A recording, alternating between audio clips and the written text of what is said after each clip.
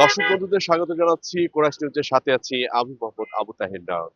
দর্শক বন্ধুরা আপনারা জানেন যে কোরাস নিউজ সাধারণ মানুষের ভাবনা তুলে ধরে, সেই সাথে দেশের এবং মানুষের কল্যাণে কাজ করে। আজকে জানবো যে জনমত জরিপ, জাতীয় নাগরিক কমিটি এবং বৈষম্য বিরোধী ছাত্র আন্দোলনের কলা বাগানে যে সকল নেতৃবৃন্দ রয়েছেন আমরা তাদের সাথে কথা বলবো, এবং সেই সাথে আপনার চোখে বাংলাদেশ, সারা দেশেই তাদের কার্যক্রম চলছে। প্রথমত একটু পরিচয় হবো একজনের সাথে। আপনারা কিভাবে এই কার্যক্রমের সাথে জড়িত, এবং এই কর্মসূচি কি কেন্দ্র থেকে ঘোষিত কিনা? জি, আমি মোহাম্মদ সালাউদ্দিন সালমান, কলাবাগান থানার একজন ছাত্র প্রতিনিধি। আমাদেরকে কেন্দ্র থেকে এটা ঘোষণা আসছে যে জনমনে যে প্রশ্ন বা এই যে আমরা শুনে আসতেছি কিছুদিন ধরে নতুন রাজনৈতিক দল হবে। তো আসলে একটা রাজনৈতিক দল হলে তো রাজনৈতিক দল আমরা করে ফেলতে পারি। তো আসলে যেহেতু আমাদের যে আন্দোলনটা ছাত্র এবং জনতার আন্দোলন ছিল, যে পেশিবাদী স্বৈরাচারকে পতন করার জন্য, এটা তো ছাত্র এবং জনতারা একসাথেই করেছিল। তো জনতার যে মতামত, সাধারণ মানুষের যে মতামত, এই মতামত জানার জন্যই আমরা আজকের এই ক্যাম্পিংটা করতেছি। দর্শক এখানে আমি একটু বলে রাখি, সেটা হলো ওনাদের প্রায় 11টি কোশ্চেন রয়েছে। এর মধ্যে রয়েছে 7 নম্বরে রয়েছে আপনার মতে কোন তিনটা কাজ করলে দেশ বদলে যাবে, নতুন রাজনৈতিক দলের কাছে আপনার জীবনের কোন সমস্যার সমাধান চান, নতুন দলের কাছে আপনি কি প্রত্যাশা করেন, দলের নাম কি হতে পারে, দলের মার্কা কি হতে পারে, এই নিয়ে সাধারণ মানুষের তারা মন্তব্য চাচ্ছেন। এবং আপনার চোখে নতুন বাংলাদেশ, আমরা আরেকজনের সাথে কথা বলবো। এই যে আপনারা 11টি কোশ্চেন রেখেছেন, এর কারণটা কি?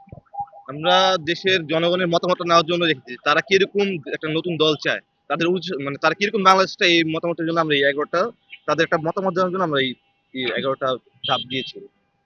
এর মধ্যে আপনাদের এই কর্মসূচি কতদিন চলবে, এবং সারা দেশে কি এটা অব্যাহত? হ্যাঁ, এটা সারা দেশে অব্যাহত, আর আমাদের এই কর্মসূচিটি 3 দিন চলবে। 3 দিনের মধ্যে কি আপনারা শতভাগ মতামত পাবেন? আশা করছি আমরা শতভাগ মতামত পাবো 3 দিন।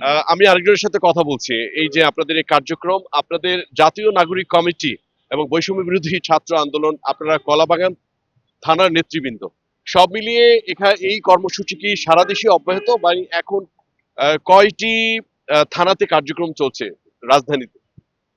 রাজধানীতে প্রায় প্রত্যেকটি থানাতে কার্যক্রম চলছে অব্যাহতি, গতকাল থেকে শুরু হয়েছে।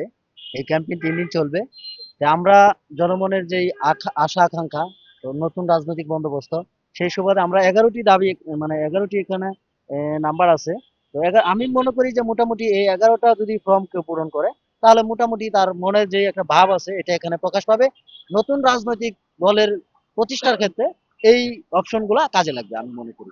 ফর্ম পূরণ করতে পারলো না, অক্ষর জ্ঞান নেই এমন যারা রয়েছেন, তাদেরকে কিভাবে আপনারা তাদের মতামতগুলো জানবেন? হ্যাঁ, অবশ্যই।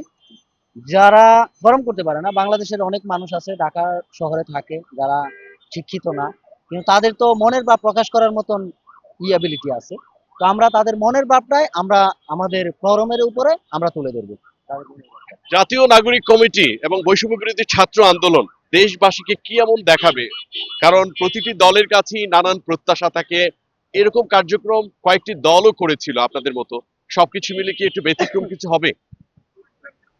অবশ্যই ব্যতিক্রম কিছু হবে, কারণ আমরা দেখেছি আগের যে দলগুলো ছিল, এরা যে কাজ করছে এগুলো জনগণ জানে। ঠিক আছে, তো আমরা চাই ওই সব দিকে না গিয়ে আমরা নতুন করে দেশটাকে গঠন করতে, নতুন করে দেশটাকে গঠন করার জন্যই আমরা এই মূলত এই জরিপটা এখানে করতেছি।